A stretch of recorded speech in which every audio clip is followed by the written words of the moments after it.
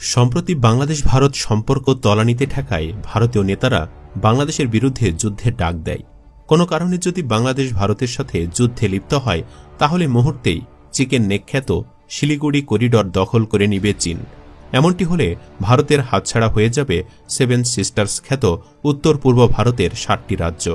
দীর্ঘদিন ধরেই চিকেন নেকের ঠিক ওপরে প্রস্তুত রয়েছে চীনের ড্রাগন আর্মি। তাহলে কি চরম হুমকির মুখে রয়েছে ভারতের উত্তর পূর্ব অঞ্চল? চীন কি পারবে সেভেন সিস্টার্স দখলে নিতে?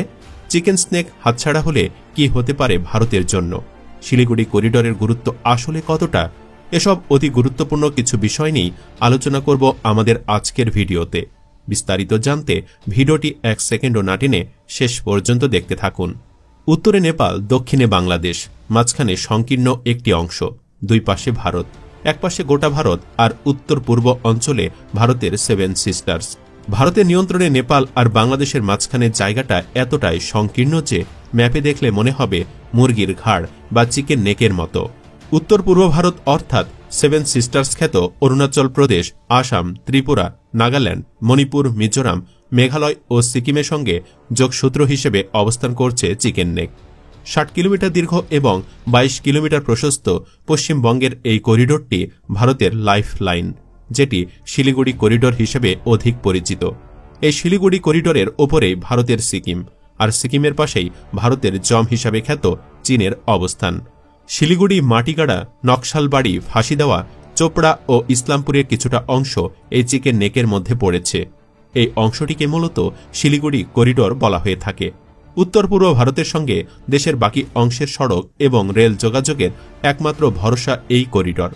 উত্তরবঙ্গের সবচেয়ে বড় শহর শিলিগুড়ি। গোটা উত্তর পূর্ব ভারতের কাছেই শিলিগুড়ির গুরুত্ব অপরিসীম। শিলিগুড়ি করিডরের আন্তর্জাতিক গুরুত্ব যথেষ্ট।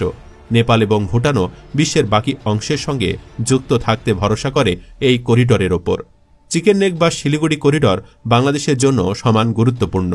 শিলিগুড়ির ওপর দিয়ে বাই রোডে বাংলাদেশ বহুবার নেপাল এবং ভুটানের সাথে মালামাল আমদানি রপ্তানির জন্য ট্রানজিট চেয়েছিল, কিন্তু ভারত সরকার তা দেয়নি। এজন্যই অনেকে মনে করে চিকেন নেক যদি বাংলাদেশ কখনো দখল করতে পারে তাহলে সেভেন সিস্টার সহ এই অঞ্চলের পুরোটাই বাংলাদেশের নিয়ন্ত্রণে চলে আসবে।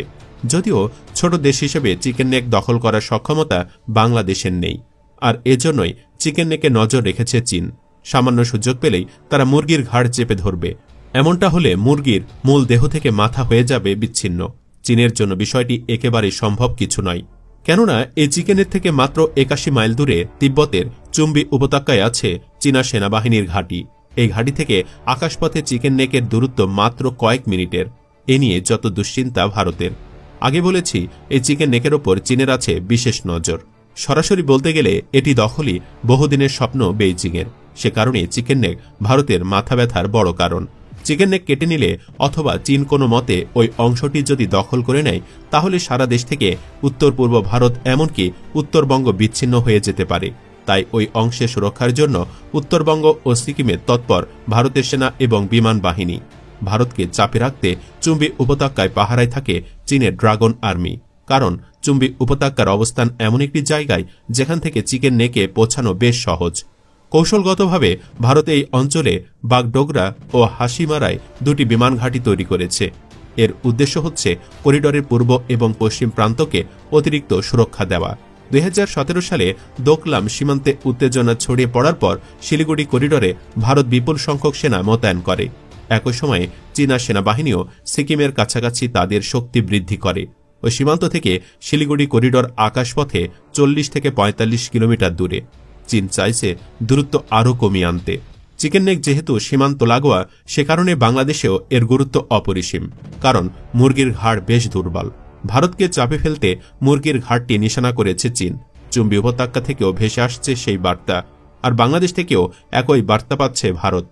চলুন আরেকটু বিস্তারিত বলা যাক, ভারতের জন্য শিলিগুড়ি করিডরের গুরুত্ব কতটা। উত্তরবঙ্গের সবচেয়ে বড় শহর শিলিগুড়ি। উত্তর পূর্ব ভারত থেকে দেশের অন্য যে কোনো অংশের সঙ্গে যোগাযোগের প্রশ্নে শিলিগুড়ি একটা জংশনের মতো। ফলে গোটা উত্তর পূর্ব ভারতের কাছেই শিলিগুড়ির গুরুত্ব অপরিসীম। শিলিগুড়ি করিডরের আন্তর্জাতিক গুরুত্ব যথেষ্ট।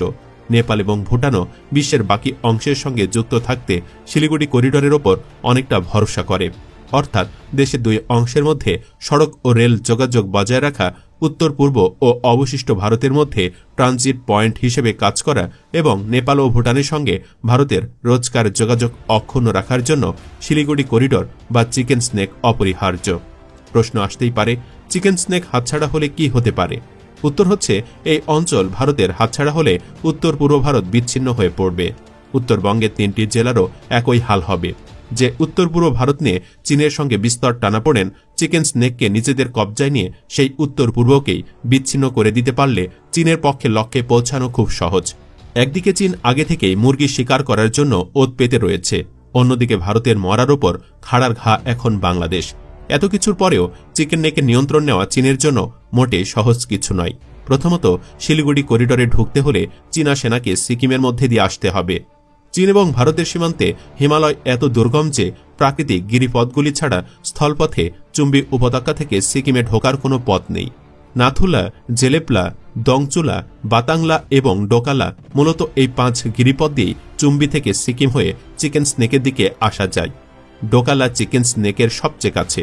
চুম্বি থেকে ওই গিরিপথ দিয়ে সিকিমে ঢুকে খুব দ্রুত জনপ্রিয় পর্যটন কেন্দ্র জুলুক পর্যন্ত চলে আসা যায়। জুলুক পাহাড়ের ঠিক নিচ থেকেই পশ্চিমবঙ্গ তথা দার্জিলিংয়ের সীমান্ত শুরু। কিন্তু এত কাছে হওয়া সত্ত্বেও গিরিপথের মুখ একবার বন্ধ করে দেওয়া হলে আর কোনো পথ নেই।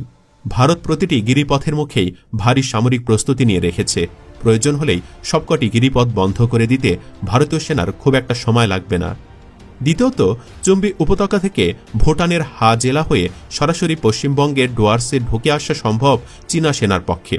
কিন্তু ভুটান একটি স্বাধীন সার্বভৌম রাষ্ট্র। ভারতের সঙ্গে ভুটানের সম্পর্কও ভালো।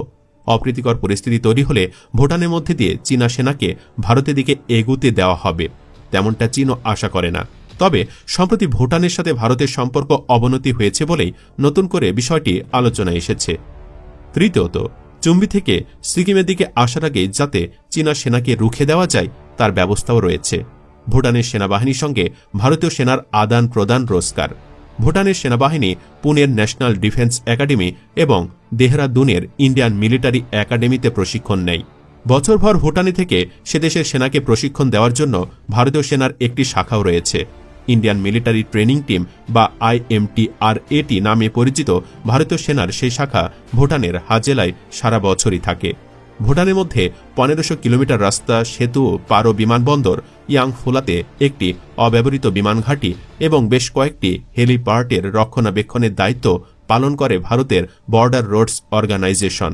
তাই চুম্বি উপত্যকাকে ঘিরে যে ভারতীয় সেনার অবস্থান রয়েছে তাও চীন জানে। চতুর্থত, শিলিগুড়ি করিডোর এবং গোটা ডুয়ার্স জুড়ে ভারতীয় সেনাবাহিনী এবং বিমান বাহিনীর উপস্থিতি ব্যাপক। সেনা এবং BSF এর অনেকগুলি ইউনিট ওই এলাকায় বছরভর মোতায়েন থাকে। বাগডোগরা এবং হাসিমারায় 2টি সুবিশাল বিমান ঘাঁটিও রয়েছে ভারতের। ফলে চুম্বি উপত্যকার খুব কাছে অবস্থিত হলেও শিলিগুড়ি করিডোরে পৌঁছানো চীন সেনার পক্ষে মোটেই সহজ কাজ নয়।